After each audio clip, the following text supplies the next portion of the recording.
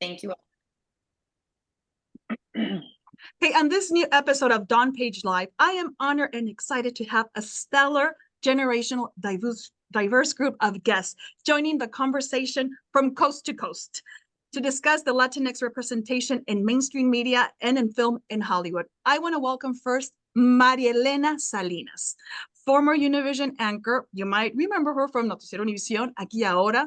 Recently, we've seen her on ABC, CBS, Discovery. You have such a tremendous trajectory. I admire you. And you're a crossover news personality that has been part of an evolution. And we're going to talk more in depth. We also have Maylen Calienes, Cuban American, award-winning producer, writer, director, actor based in Los Angeles. And she was my first friend that I made in Los Angeles. And we've been friends for more than 2 decades. So thank you so much. Thank you also for connecting me with Alan Luna, young 29-year-old casting director, making an impact in Hollywood, making sure that our voices as Latinos are portrayed on the big screen, on the small screen, in streaming platforms. And I also want to give a big welcome to Annie Gonzalez, young actress, producer. We've seen her on Vida, Gentefied, most recently on Flaming Hot, and she's also going to be the lead actress playing Jenny Rivera, la diva de la banda, on the Regional Mexican Music's Star biopic. So I am so grateful for your time. I want to welcome you, and I want to open this conversation of Latinx representation in mainstream media and in film in Hollywood. Where are we now? What is each one of you doing? Elena, if you want to start.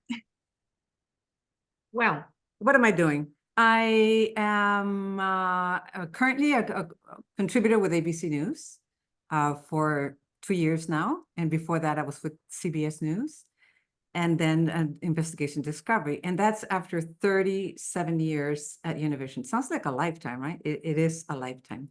More than Alan has been alive. A lot more than that. You weren't even born when I started working in television.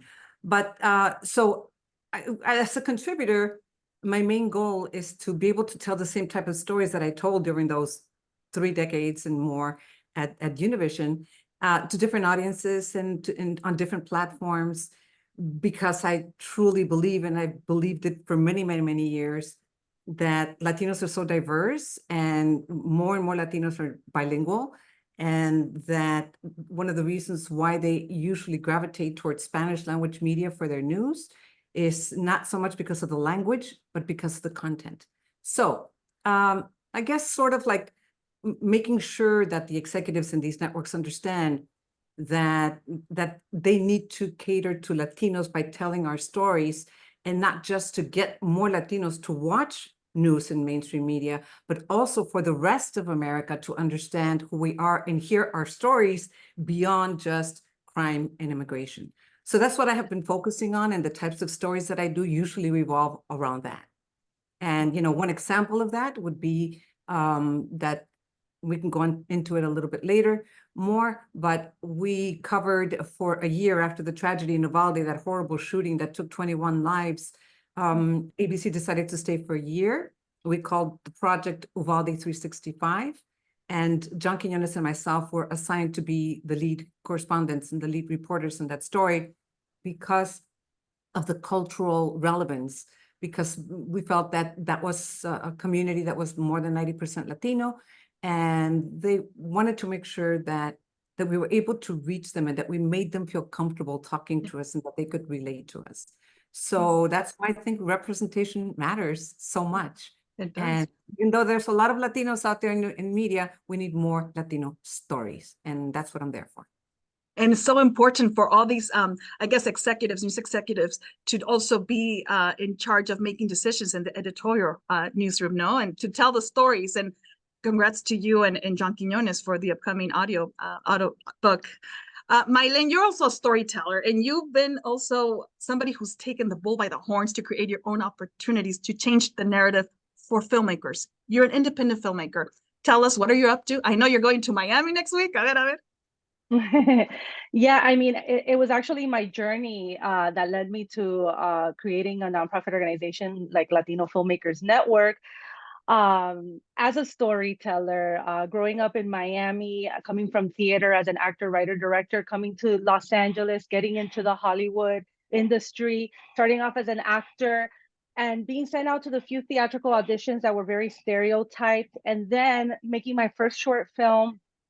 And then after I saw my first short film playing at the film festival, deciding that I was going to focus behind the camera to change the narrative, to help change the narrative, to write better stories, better roles for folks, not, for my colleagues, a lot of people that were going through the same thing. And it's really interesting for me to actually hear Elena Salinas talking about that in the news side of things, because we go through the same thing in the narrative documentary side of things, here in Hollywood. I've been through the journey myself. I realized really quickly, because I happen to be Latina, I was put in a box, not just as an actor, but then as a storyteller. And then going to the Sundance Film Festival for many years, seeing the lack of representation of our community there. That's where I founded Latino Filmmakers Network in 2015 at Sundance. This year we celebrated our 10th year anniversary. And it's true also what Maria Elena Salinas said, all the stories that come from our community are very, very important. But also in Hollywood and in film festivals, a lot of those stories focus on immigration and on crime, and on stereotypes. And this is how people portray Latinos as in general. We're a very diverse group. People might not travel, people might not read books, people might not want to get to know each other or one another, but people do watch media. People do watch TV and film. And if you see certain groups being represented and portrayed in certain ways, that's what they think about that community. So here we are, I feel, all of us believing that representation does matter and trying to change that narrative. And Alana and Annie, I mean, you work closely together to also to portray, cómo es que nos vemos los Latinos on the big screen when we're all different colors and flavors. You as a casting director, Alan, what is it that you face, or the challenge that you face when you're pitching your actors to studios or to these big streaming platforms? And when you go and present somebody who in your gut, she's going to be big. And how do you approach these studios, or what is it that you face when you're talking to them and pushing hard for your client? Yeah, well, I think every project is different, whether it's a TV show, whether it's a film. But ultimately, I think casting is a really good opportunity, and the position of a casting director is a really good opportunity to advocate for talent, but also educate financiers and educate studios and networks or streamers about what it means to be Latino. Because I think, for a long time and for many, many generations, we've been kind of typecast, or we've been looked at as one particular thing, but really we're so incredibly nuanced.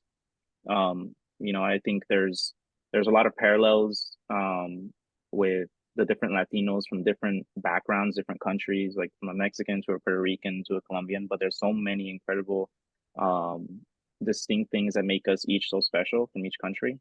And I think it's really important to advocate for talent first, right? I think Latino talent in general have been really left out in a lot of incredible opportunities where we have been really deserving, and not just as actors, but also as casting directors or as producers or as writers, directors. So really, I think it's an incredible honor to be in this type of position and to be in the rooms that I'm in, and to be able to pitch talent and also storytellers in general. Like Annie's also a producer. Mm-hmm. So when we talk to other producers and filmmakers and financiers, and we talk about this actress, we can also say she is also a producer, so she understands some of the important things that you guys would like someone to know. I mean, I think just being an artist in general, it's an uphill battle to get anything financed, right? And a lot of the times there's always, I feel like with studios and networks, there's a lot of the times there are reasons why not to hire someone. Mm-hmm. But I want to go into every room with reasons why to hire people, why to advocate for talent that historically we've been left out of these rooms. Okay. So that's really the goal, I think, for me. So I know that you've been working with Annie. You recently casted her on the biopic for Jenny, but also on Flaming Hot. And I know, Eva Longoria, also you have a relationship with her, Maria Elena, and I know that you are an advocate for Latino voices, and you also are part of the advisory board for Latino Media Network, which is a group of radio stations, and we'll talk about that. But Annie, how old are you, may I ask? I'm timeless, darling. Timeless, very good. Muy bien. Timeless, yeah. We don't say our age in Hollywood. We're Yeah, we don't say our age in Hollywood, yeah. And also too, for me personally, I always find that it's just so constricting in just how you're perceived, just in general, with like not even just in our industry, but just with humans. It's like there's all of a sudden then we start to put these expectations on, well, you're this age. Wow, I thought you'd be like this, or oh, you're more this than I thought. It's like, no, baby, I just am where I am. That's 100%. I agree with you. 100%, especially for women, Yeah. And I think like people of color in general too. I think it's just like there's always, like I said, there's always reasons why not to hire us. mm-hmm. There's always reasons why, honestly. I think for me, like, you mentioned earlier me being 29. It's something that I don't really share too much, but people ask, and I'm not afraid to tell them like my age because I am not in front of the camera. But I started working in casting 13 years ago when I was 17. And so for me, my whole adult life, more than my whole adult life, I've been working in TV and film. Same. And sometimes when people, they're like, "Oh, he's just a kid," I'm like, "Sure, I mean, but I'm an adult. I mean, a kid in comparison, but yeah, I'm an adult, and I'm closer to being in the space for 15 years than 10. And the projects that I've worked on, for the past 13 years have really shaped my perspective. When I got in the industry, it was because I loved TV. Mm-hmm. But now over the last 7 years, now I see this as an opportunity for activism. Like just being here, just being present in these spaces is, I think, a form of activism. It's not, I think, it definitely is. Sorry, just because you said this was a conversation, I'm ready to go. Oh yeah, now. go ahead. No.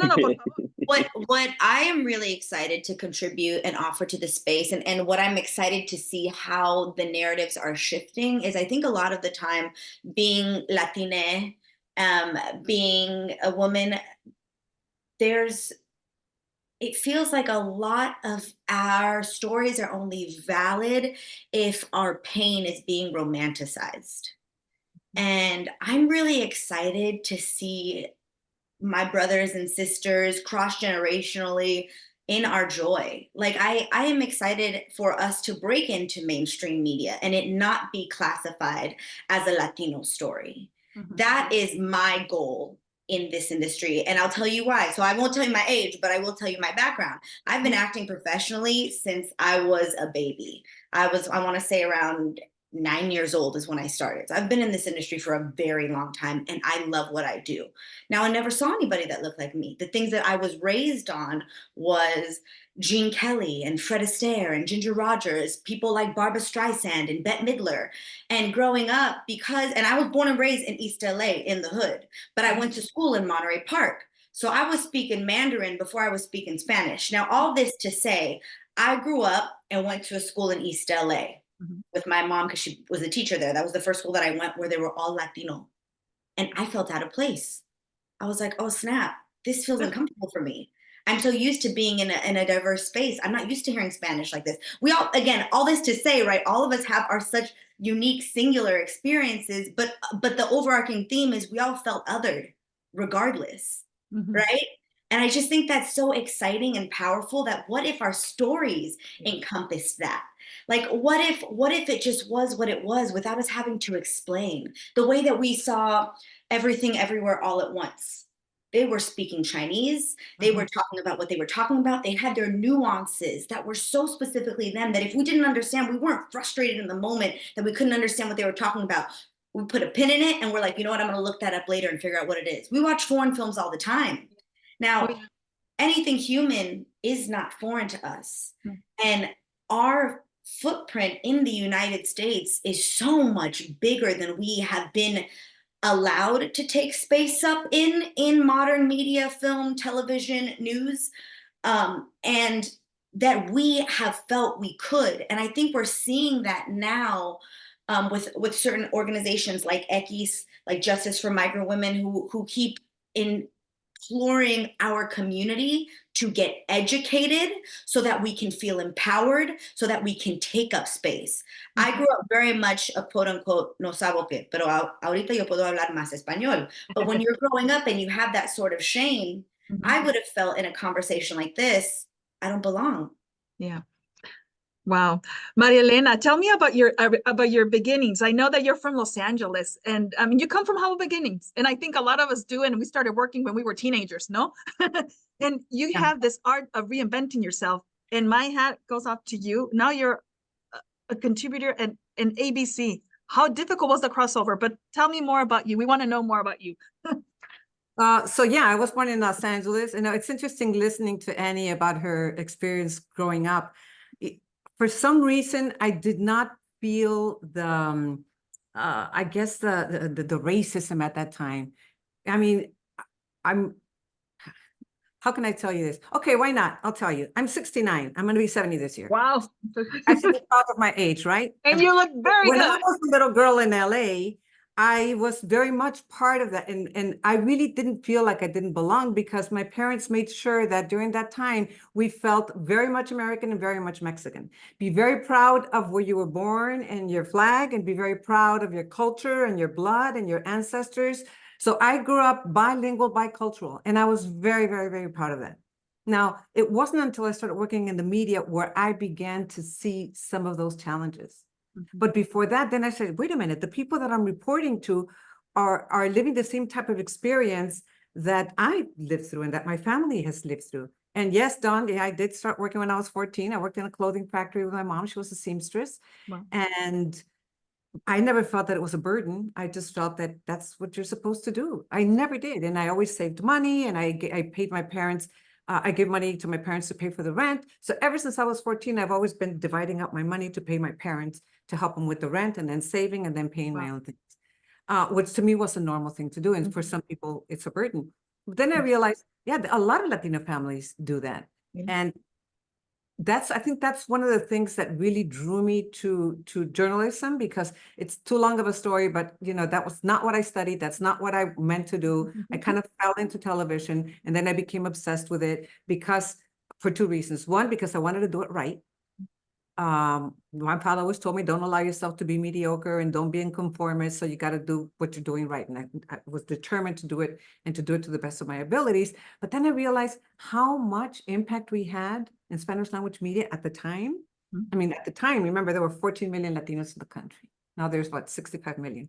So, and there were a lot of them that were recently arrived immigrants and that depended on us to report to them in their language. And I realized the impact that we were having on people by reporting to them about their community, about their state where they live in, about their home countries, about what's going on in the country. Try to understand how to function and how to live your everyday life in what to some was their newly adopted country.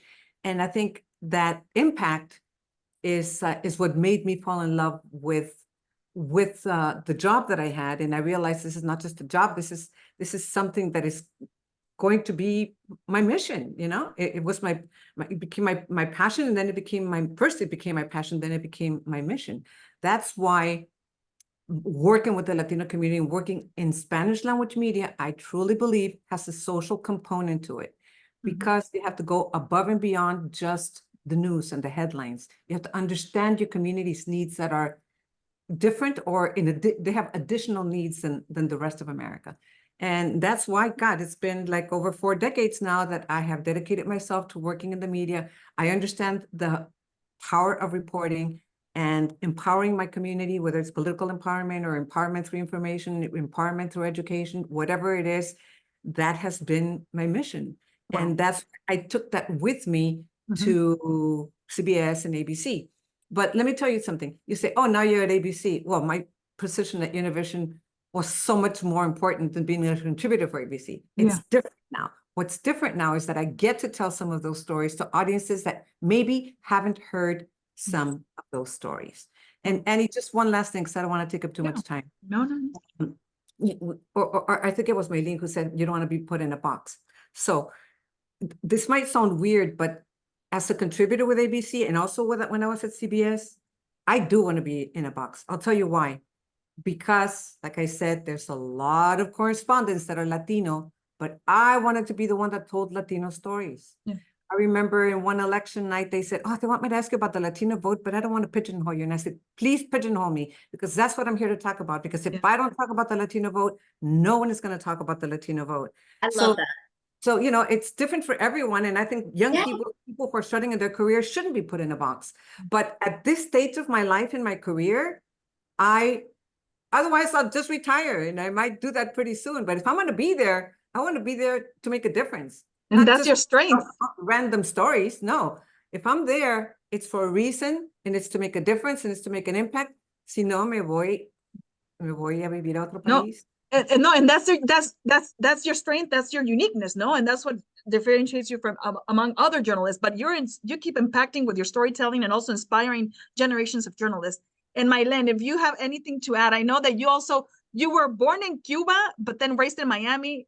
Cuba Libre, se fue a Los Angeles. Well, I have to say that I grew up with my family watching Elena Salinas in our home in Miami. So you have a lot of history, Maria Elena, and you know, it's really nice, you know, to have you here with us having this conversation. Yeah, I was born in Cuba. I was raised in Miami. I grew up. Maria Elena Salinas knows this, in a place which is pretty much run by Latinos.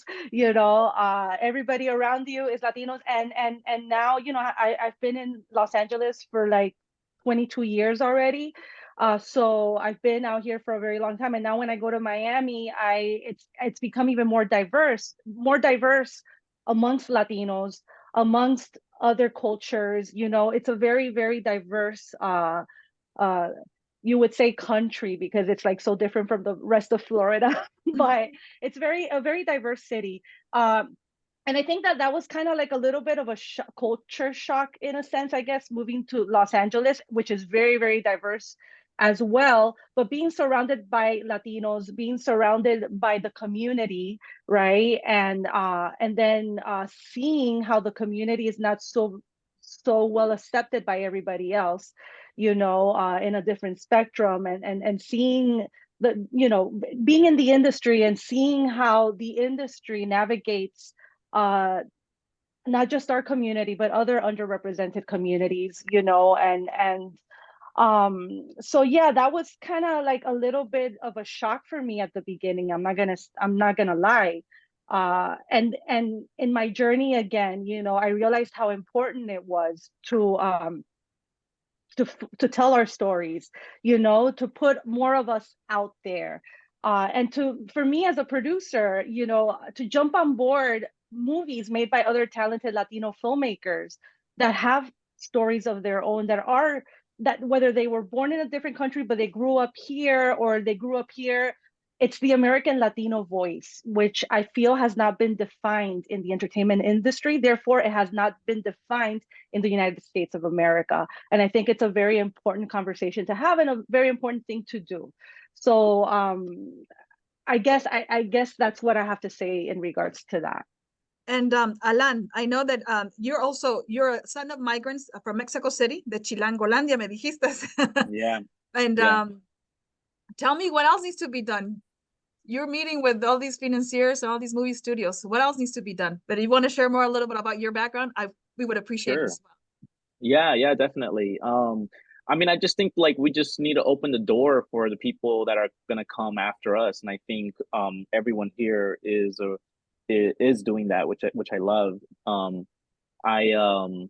You know, like I mentioned earlier, well, I didn't mention it here, but my mom and my father, they are immigrants from Mexico. We are of indigenous descent.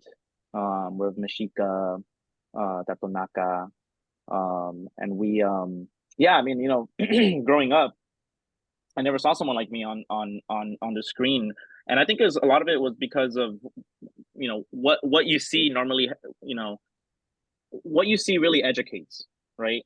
And I know you guys mentioned that earlier. I think you guys really have like talked about this, but representation matters because it really does inform and educate people. How we're seen informs people and then convinces people that that's what we are. And ultimately that creates public policy. Yeah. Because when you give someone a perspective on a certain group, those people that are perceiving us then grow up to become legislators, you know? So I think, when we talk about like representation mattering, it's largely because of that. I think it's not just important to see ourselves, but to educate the world on who we are. For me, when I started working in the industry, I was a teenager still. So I've had some really odd jobs, like I've been a gardener, I've been a valet, I've been a dishwasher at a fried chicken restaurant. And all that was at the same time as I was starting and being an unpaid intern in this space. And it was so difficult, I think, because these jobs that would hire me would pay so little, and I would do that while being an intern. And I think that's largely one of the reasons why it's hard sometimes for Latinos or people who come from like underserved communities, why they don't thrive, because I think a lot of the times people that come from generational wealth are able to afford that type of lifestyle in the beginning where you're so underpaid. But just I think it's like I mentioned earlier, being in this space is a form of activism. I have family members that have been farm workers and factory workers, and undocumented. And so for me to be in this space is not only an incredible honor, but I think hopefully shows people that they can also be in these spaces. I mean, just the conversations and the networks and the studios that I talk to almost every single day is my ancestors' wildest imaginations come true, right? So it's really great. But I do think that ultimately it's up to us to continue to pave the way for the generations to come. And I think everyone here is an example of that. We're doing we're Nuestro Granito de Arena, we're contributing. Annie, tell me, I mean, you're probably a lot of young audiences look up to you. When you select your roles, what is it that you're looking for? Because if you don't want to go do something stereotype, are you now, I mean, you're more well known. Now, do you have the freedom of selecting, I'm going to go for that role because it really is going to represent or portray Latinos as we should? What is it that you're young looking audiences and older audiences too, okay? Ándale, sí, Oh, broader yeah, audience, broader no, audience. yeah, you know how much I love you. Get out of this. You said it was a generational conversation. I know, love I you was like, so freaking much. You know how much I adore you, and just I look up to everybody, honestly, on this panel. They're all really good friends of mine that I've gotten the opportunity to know over the last like decade or so. Like Maylen was someone who really uplifted me. Like when I was I was doing this since I was 9. I took a break to become a human, I think, because when you start off as a child actor, a piece of your identity only gets embedded in the applause. And that is not the kind of person that I wanted to walk forward in this industry with. So when you say, do I have the power to choose? I always have and always will. I refuse to submit my power to anybody other than God. Because I just think that's how we lose ourselves. That's how we lose our authenticity. And that's how we lose the truth within the stories. Not to then, and I also have learned that like, if something is not for me, oh my God, this is going to bless someone who is like, this is exactly the thing that I have been waiting for. Like there's been a lot of that lately. I'm like, oh, I don't know if I'm the person to tell this story. Like I'll do that with auditions even. Like, I'm going to pass on this because I know that there is someone better suited, and their better suitment might just be their excitement, their energy that's going to go into said project, that's going to resonate with people, that's going to uplift the narrative, that's going to then get the. So I just try and be intentional with the things that I'm like, what did I want to see as a kid?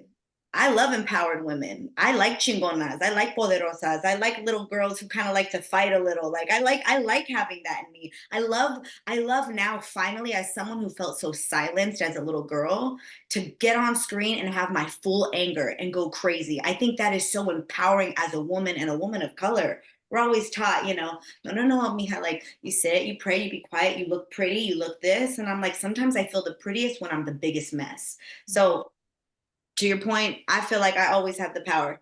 I might have to ration my food a little. No, I'm just kidding. No, God always provides. No.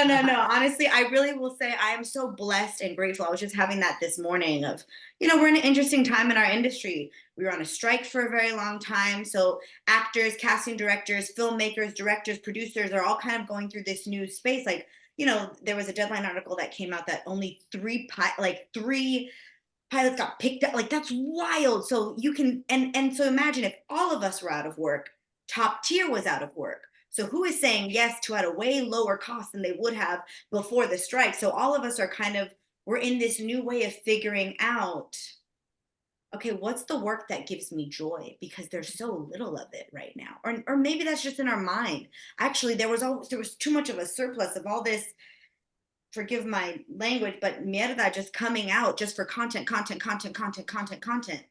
I am of the generation of the mindset of I want quality over quantity. And I think all of us do. So I do try and be very intentional because I am mindful. My goal was never to set out to be a freaking role model. And I still don't think I am. And if I am, I hope you look at my mistakes with grace because I'm going to make a lot of them, y'all. I am human. I'm going to mess up. I'm going to say the wrong thing. But I do have the propensity and the wherewithal to be like, dang, I messed up. Okay, here's why I can show it better. And that's what I like to see in the characters that I choose to portray and the stories that I choose to produce and the things that I choose to partake in and watch. Awesome.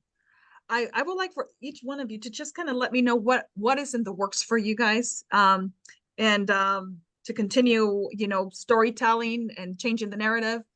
What is in the works for you guys? Well, in my case, in my case, after I've already told the story of what we did with Uvalde 365, and now ABC and Disney decided to turn that into a book. So John Quinones and I authored a book on Uvalde 365 that comes out May 7th. And we are in the process of recording part of the audio for the audiobook with Audible. Interesting. I listen to audiobooks all the time, and now I got to record one. So that was an interesting experience. And the other thing is I am getting ready to make a few proposals to ABC for the coverage of the Latino vote in the upcoming election. We're 7 months away? I hate to say it, but it is an uphill battle to get that coverage. And I still don't understand why, if we have such deep roots in this country where Spanish was spoken before English, where we have been here, 100 years before the Pilgrims came, we still have to constantly be introducing ourselves and be perceived as if we were foreigners in our own country. So that is my goal, to continue telling stories, especially now when the elections are coming, because just in case you didn't know, there are 4 more million Latino voters in 2024 than there were in 2020. So there's a lot of us out there, and we are voters. We see movies, we go to college, there's more and more and more of us, and it's not going to stop. Awesome. Well, thank you so much. I'll stay tuned watching ABC to see all the coverage. I know the immigration issue is going to be a driving force with both candidates, and yo quiero ver qué pasa. Maylen, tell me, what is in the works? Well, I love my community. I'm always about community. I feel, piggybacking on what Annie said on the state of the industry right now, how weird it is.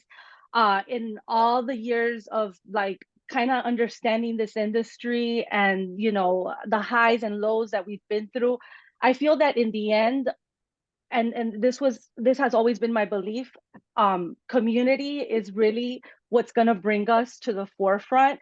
And if we stick together and we applaud each other, we support each other, we work with each other, I feel like the Latino community will continue to rise and shine, not just in the entertainment industry, but in any industry. And again, we have to make that voice very strong in our country, in the industry, but I feel like together we win for sure, So, I'm always, rooting for my community, and I just want to continue there, and I want to continue to support other amazing talents in front and behind the camera, help them produce movies. I'm actually right now getting back to my love, which is also writing and directing. As a writer, I've been developing something since last year. that has a lot of my voice. So I'm very excited about that. That's made me very happy this year.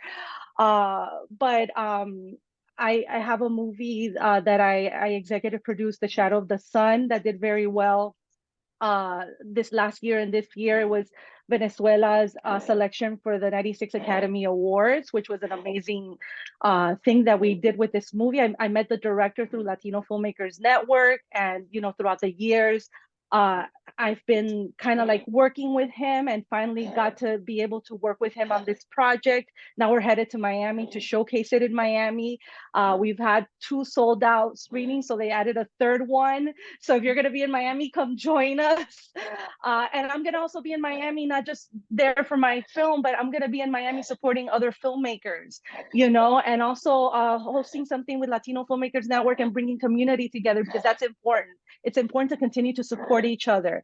It's important to think of one another, not just oneself, and we are a vessel that we're important to think about too, because sometimes I even forget about that. Sometimes I feel like I'm thinking more about other people than I am myself. I have to remind myself of that. But I think that community is so important, and that's really what the takeaway I feel that should be from this conversation. You've been very generous with a lot of people that I know, and you've given them opportunities. So I know that todo se regresa. And Alan, what is it on I know that Long Game is premiering in 2 weeks, huh? Yeah, The Long Game. It's a feature film that was produced by my friends at Mucho Mas Media and Endeavor. It's having its nationwide theatrical release. It premiered at the South by Southwest Film Festival at the same time as Flamin' Hot, actually, like the same weekend. I know Annie was there. I missed her, but Annie was shooting the Jenny Rivera biopic. She came for the Flamin' Hot, yeah, which we worked on together. But yeah, I'm really excited about this movie. It's based on a true story. It's based on a real group of kids, 5 young Mexican American boys who worked as caddies to a golf course where they were not allowed to play in. It's in 1950s South Texas during the civil rights movement, essentially during segregation.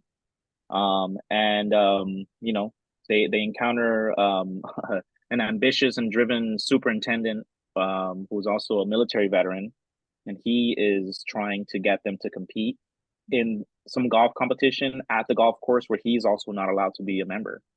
And so it's a really sweet film. It's based on a true story, and I hope everyone, goes out and sees it and supports it. It's really a universal film. When it's all said and done, when you watch it, I feel like there's something for everyone in this one. But I'm also, I work on projects like that, and I also work on projects that are fellowships. I'm working right now on some fellowship program with Mitu, the entertainment company, okay, where they're giving filmmakers an X amount of money in order for them to make short films. So I've been supporting a couple of the filmmakers on the casting process and kind of guiding them in that process. And then I wrapped a couple projects with the Indeed Rising Voices program. It's another set of short films that Lena Waite creates. She created and she produced with her production company, Home and Grad. Those films premiere at the Tribeca Film Festival.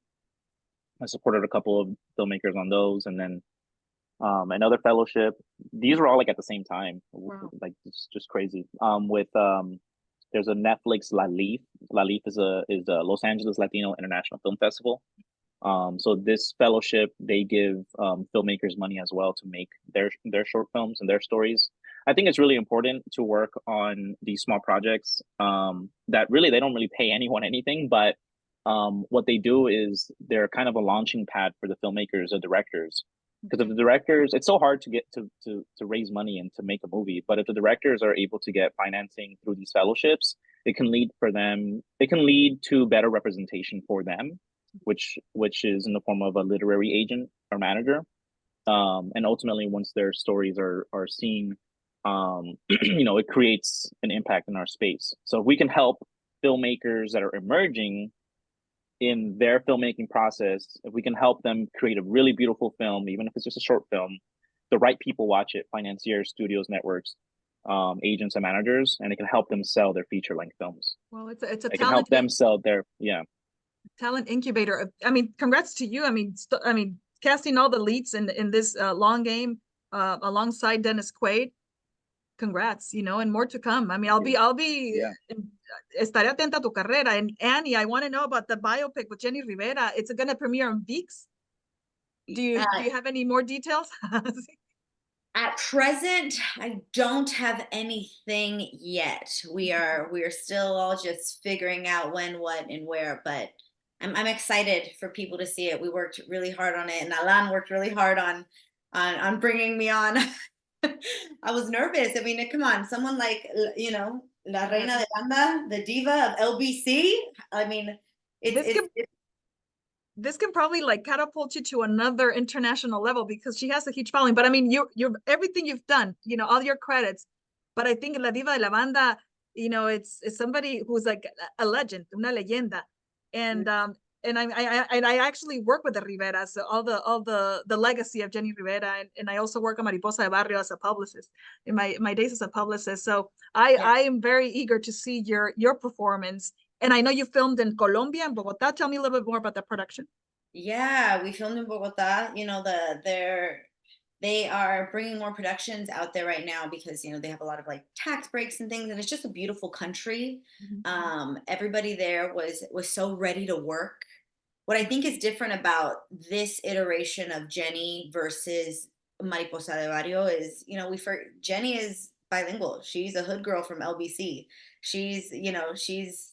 So we get a lot of like the nuances of, you know, her parents speaking Spanish and she's speaking English back, and you see the cross generation of American and Mexican American, and her kind of teeter-tottering the line. And you see that even within her music. You know, she was a change maker. She was a feminist before, you know, it was cool. She was talking about the Me Too movement and all of that before everybody else got on board, especially in Latino culture. Like, we all know how that is, right? So it was an undertaking, and I say it all the time. I've probably said it in so many interviews. Like, I got the audition and I was like, I'm gonna pass. I told my team, I was like, I'm gonna pass on this one. This feels, again, me not growing up speaking Spanish, me feeling othered, me thinking like, no, maybe there's someone better to do this. Like, I'm scared. And then Alan hit me up. He's like, hey, just want to check in. Is there a reason why you passed? I left him on red for a week. Mind you, I love him. Like, this is not only like a colleague, but like an actual friend too. I was like, I don't want to read. I'm so scared. And then my reps came back and they were like, no, producers, I think they really just read and see what you think. And I did my self-tape, and I was like, shit. My manager was like, what? And I'm like, I'm gonna book this. It's like, I don't know, I just have this feeling that because I feel like roles for me, everything is always so spiritual and holistic for me personally as to how I choose things. And I was like, I feel like there's a reason that this role has come to me at this space in my life. There's a lot that I'm supposed to heal, and in turn help heal others by doing that internal work. And igual como Jenny, how she did it, right? Like, she turned her personal pains into, I got tools for you guys. We don't have to live here. She's just a phenomenal woman. Her story is phenomenal, you know, a complicated human. So I'm excited. For that. Congratulations. I'm excited to watch too. I mean, we don't have a premiere date soon. Is it going to be this year, you think, or is it not? We're gonna find out, y'all. We're gonna find out. Yeah. I just want to add, anyone watching this, you have to go see Flaming Hot. You have to see The Long Game. These are beautiful, well-made biopics that are part of our American Latino voice and our story, you know, and so well made, and such great talent both in front and behind the camera. I highly recommend. Please watch them, please. And also make sure to follow Elena Salinas, you know, who's going to be bringing us all the election coverage on ABC. And so more to come. Anything else you would like to add, Annie? If you have any other upcoming projects that you're allowed to share about? Well, it's a big election year. That honestly, I'm going to piggyback on that. It is a big election year. Latinos make up over, I want to say over 24.85% of the population, and we have the lowest voter turnout. I think a lot of it is just because we're nervous on what to vote for, and we think if we don't vote, then it'll disappear. But y'all, we know that it don't work that way. And the VIX that we want to put on the thing has to be our vote. So follow Maria Elena Salinas so that you can understand what is coming up. Just get information. Don't be scared. I also host a lot of voter conversation. So if you follow me too, it's nonpartisan. It's just to get information so you can get our voices out there, because one begot the other, like Alan had mentioned. You know, the films that come out end up creating legislation about us, and vice versa. Then if we feel like we are lesser in the legislation, then we don't get enough money to make the films that we want. And then it kind of just starts to fall into this thing. So let's not do that, y'all. We're too smart for that. Anybody else would like to add anything else? I'm very appreciative of your time, and I know Mira, this is the way we generate awareness about it, what you guys are doing, what should we need to do to continue evolving in mainstream media, in film in Hollywood. So anything else you would like to add? I think Maria Elena had mentioned something while we were not recording that I think she should mention on here about the book with Uvalde, that it's the first, I thought it was very interesting that they spent a year there, and it's the first time in any journalistic venture that they spend a whole year trying to bring awareness to that. If you could maybe talk about that, Maria Elena, because that's very interesting. Well, as you know, in the news business, that's just the way it is. You cover a major story, a major catastrophe, and you're there for a few days, and then something else happens, and all the journalists leave and go on to another story, and it gets knocked off the headlines. And that's why, you know, I say kudos to Kim Godwin, who is the president of ABC News, because right away she said, you know what, I think we need to stay there, and put together an amazing group of journalists and an amazing group of humans, really, because this goes beyond journalism. To be able to stay there, to listen, to talk to the families, to see how the community was affected by this, to see how they were healing, if they were healing and how they were healing, to witness how they're not moving on, but they're moving forward and everything that they're doing. So, you know, I think what was special was the fact that she did assign John Quinones and myself, and several of the producers are also Latino. Not all of them, but several of them are, because Uvalde it happens to be a town where more than 90% are Latino, but it's not a Latino story per se, because unfortunately we have so many school shootings, so many mass shootings all over the country. Yeah. And in those mass shootings, we rarely remember their names. You know, we just remember, oh yeah, it was in this place, there was so many people. And in that place, there were so many people. And then they become just another statistic. So sometimes it's important to be able to tell those stories. And I really commend Kim Godwin for that. And as you know, she's the first African-American president of a major network. And I can say that she truly believes in diversity and the importance of representation. She just happened to also be my boss at CBS. When I was at CBS, she was my immediate supervisor. And when I said, no, this contributor thing isn't working at CBS, and she went to ABC, she said, well, come, it'll work better here. Good. It's still an uphill battle, unfortunately. But I do think those types of stories where we get to know our community, and Uvalde is a very complex place. And it's a Latino community that I learned a lot from, because I'm Mexican-American from California, and Mexican-Americans from Texas are not the same as Mexican-Americans from California. We think very differently. Our approach to life is very different also. I mean, maybe some of the food might be in common, and even then, Tex-Mex food is different than Mexican food in California. But, you know, so it was a learning experience for me, and it was amazing to be able to learn from these families, learn about compassion, learn about forgiveness, learn about strength, learn about resilience, and be able to share that with other people around the country. And now that it will be a book, hopefully it'll get out to anywhere in the world where they want to read this story.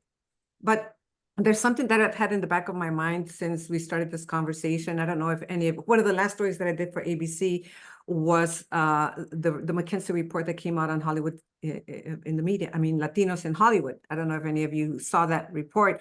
And yeah. I interviewed John Leguizamo. I contributed to that one. Oh, okay, great.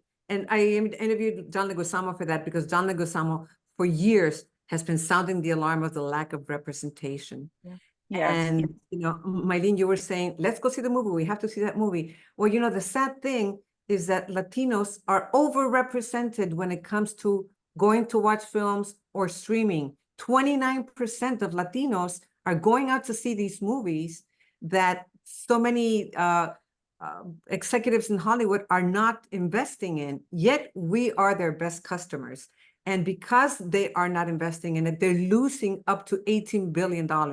And of course, Helen, you know a lot more about that report, but I think it's important. I'm so glad that McKinsey came out with that report. I think the more and more in our different spaces, we talk about how we are such an integral part of this country, how we are not foreigners. Everyone is an immigrant, son of immigrant, grandchild of immigrant, grandparents of immigrants, but we are a 100%, very important part of this, and our story needs to be told also, because our story is also the American story. It's part of the American story.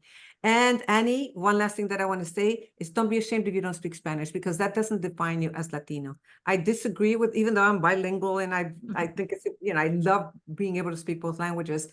It bothers me very much when people shame those who don't speak Spanish. Why should you have to speak Spanish? That doesn't mean you're less Latino. If you speak it, fine, it's wonderful. I love being bilingual. I wish I was trilingual. Duolingo doesn't work as good as they say it does. I've been trying to, I haven't been able to, but we just have to be proud of who we are. We just have to be proud of where we came from, who we are, what we represent, and we represent the best of this country.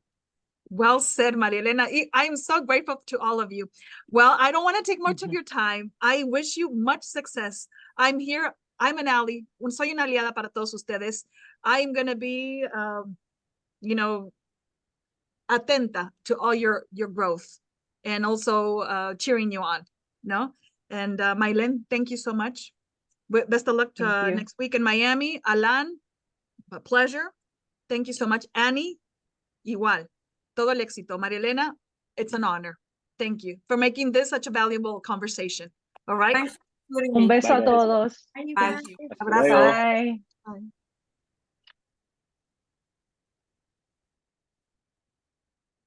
Gracias, Maylen. Gracias.